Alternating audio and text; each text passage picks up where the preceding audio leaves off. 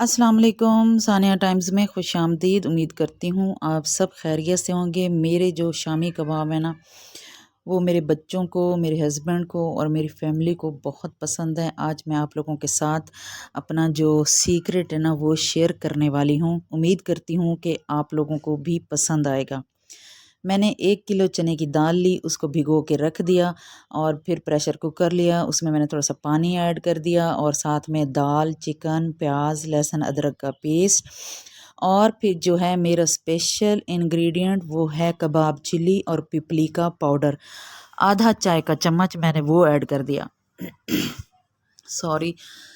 ये कबाब चिली और जो पिपली होती है ये पंसार की शॉप से आसानी मिल जाती है। अगर ये कबाब चिली को देखना चाहें तो ऐसे लगती है कि जैसे ये काली मिर्च हो, लेकिन ये काली मिर्च से ना थोड़ी सी ना साइज़ में छोटी होती है।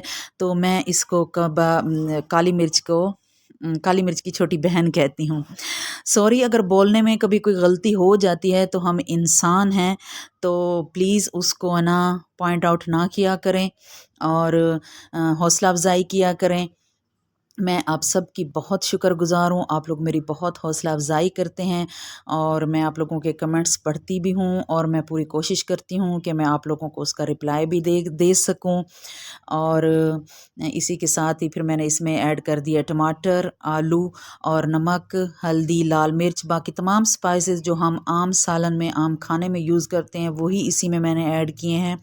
और इसमें मैंने पानी सिर्फ इतना ऐड किया है कि जस्ट मेरा जो मिसाला है ना वो अच्छे से गल जाए।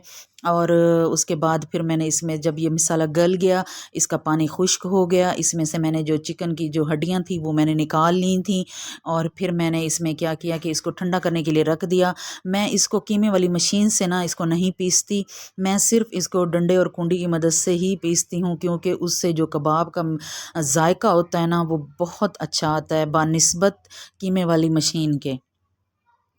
तो अगर आप लोग हाथों की मदद से बना रहे हैं कि आप लोगों के कबाब कोई छोटे बन जाते हैं, कोई बड़े बन जाते हैं, तो उसके लिए आप लोगों ने क्या करना है कि कोई एक चम्मच ले लेना है या कोई एक ना चीज़ ऐसी ले लेनी है कि जिससे आप लोगों उसका ना जो आमेज़ा उठाए ना वो एक जैसा आए और कबाब जो है ना वो एक ही शेप के और एक ही साइज़ के बने।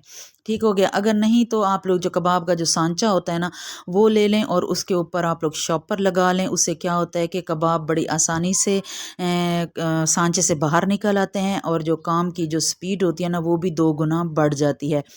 अगर आप लोगों को मेरी वीडियो अब तक अच्छी लग रही है तो प्लीज़ मेरे चैनल को सब्सक्राइब कर दें, वीडियो को लाइक कर दें, शेयर कर दें, कमेंट बॉक्स में बता दें। और अगर आप लोगों ने बेल आइकन प्रेस नहीं किया तो बेल आइकन को प्रेस कर दें, ताकि आप लोगों को हर आने वाली वीडियो का नोटिफिकेशन टाइम से मिल सके। इसके बाद मैं आप लोगों के साथ बच्चों की मोस्ट फेवरेट आलू और चिकन की टिक्कियाँ उसकी रेसिपी शेयर करूंगी। मेरे बच्चों को तो बहुत पसंद है और मैं इसी तरह ही बनाती हूँ।